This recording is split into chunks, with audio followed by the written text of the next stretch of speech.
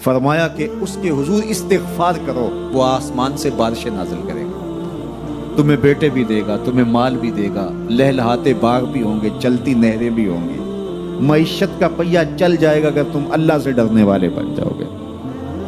تو آج ہم کہتے ہیں یہ ہو فلاں ماہر اور فلاں شخص ہو تو پھر ہماری معیشت بہتر ہو سکتی ہے۔ اللہ نے کہا استغفار کرنا سیکھ لو، میں تمہارے لیے رحمتوں کے دروازے کھول دوں گا، رحمتوں کے در کشادہ کر دوں گا، پیچیدگیاں ختم ہو جائیں گی، مشکلیں آسان ہونے لگیں گی اگر تم اللہ سے ڈرنا سیکھ جو، اس کے حضور استغفار کرنا سیکھ جو۔ اور اگر تم ایسا نہیں کرو گے تو تمہارے اوپر نیچے سے عذاب نازل ہوگا۔ وَهُوَ الْقَادِرُ، وہ اس بات پہ قادر ہے، أَن يَبْعَثَ عَلَيْكُمْ عَذَابًا، کہ وہ تمہارے اوپر عذاب نازل کرے، تمہارے اوپر سے، تمہارے نیچے سے۔ اللہ اکبر۔ اوپر کا عذاب کیا ہے کہ آسمان سے پتھر برسیں، نیچے کا عذاب کیا ہے زلزلے آئیں، یا پھر زمین فصل دینا چھوڑ دے، زمین بنجر ہو جائے، یہ نیچے کا عذاب ہے۔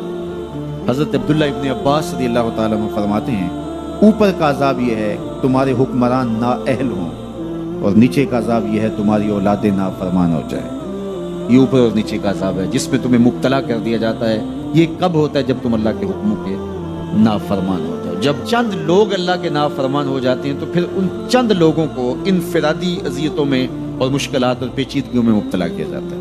لیکن جب کوئی قوم من حیث المجموع اللہ کے حکموں کو توڑتی ہے اور اس کے احکام سے روگردانی کرتی ہے تو پھر پوری قوم کو مشقتوں میں، اذیتوں میں، تکلیفوں میں مبتلا کر دیا جاتا ہے۔ اس کا علاج کیا بتایا؟ استغفار۔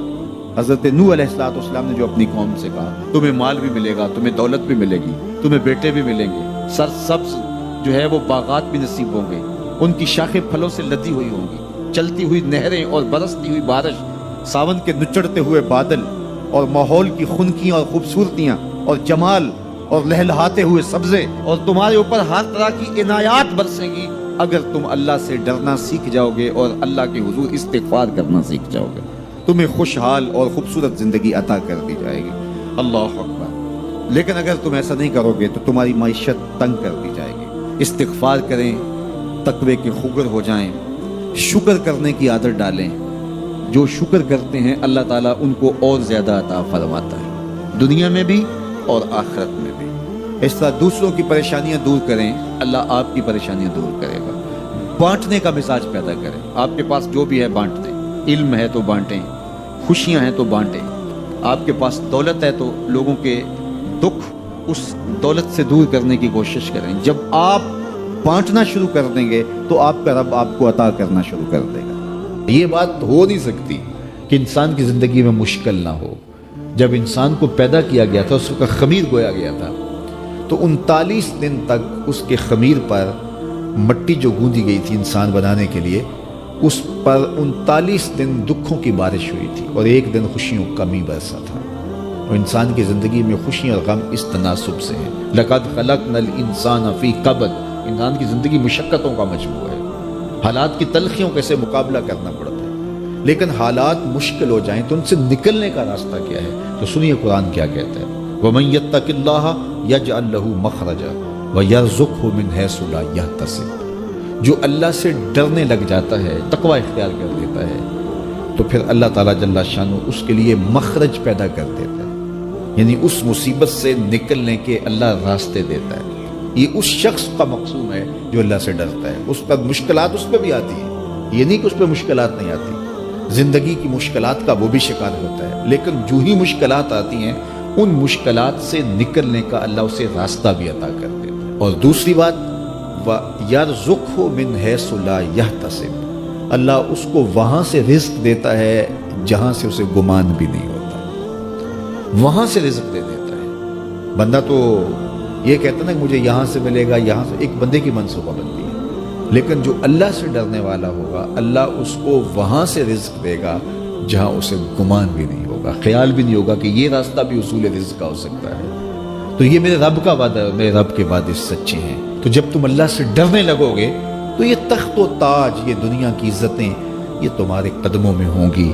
اس سے ڈرنے کا نتیجہ ہے جو تمہارا رب تمہیں عطا فرمائے گا۔ حضرت عمر رضی اللہ تعالیٰ عنہ کی خدمت میں ایک شخص آیا، اس نے کہا میرے ہاں اولاد نہیں ہے، تو آپ نے کہا استغفار پڑھا کرو۔ ایک دوسرا شخص آیا کہ صاحب بارشیں نہیں ہوتی، فرمایا استغفار پڑھا کرو۔ تیسرا شخص حاضر خدمت ہوا اور کہا کہ ہمارے ہاں قحط کا عالم ہے، فرمایا کہ استغفار پڑھا کرو۔ تو کوئی پاس بیٹھا تھا، اس کے اٹھ کے جانے کے بعد کہا کہ مختلف لوگ مختلف سوال لے کر آئے اور آپ نے ایک ہی جواب دیا کہ استغفار پڑھا کرو۔ تو کہا میں نے اپنی طرف سے تھوڑا دیا، یہ تو میرے رب کا فرمان ہے۔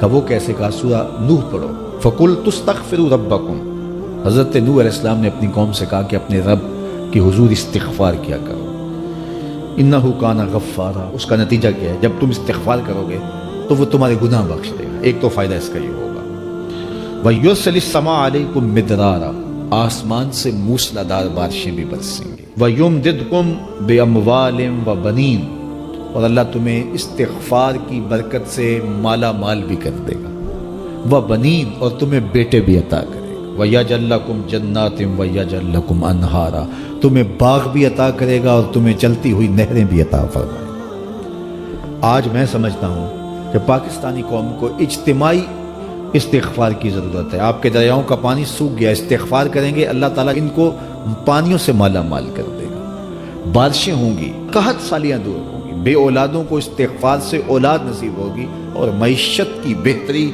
جو ہے وہ استغفار کے ذریعے سے ہوتی ہے۔ تو یہ 5 چیزیں بیان فرمائیں، تو استغفار سے خوشحال زندگی کا تصور ابھرتا ہے۔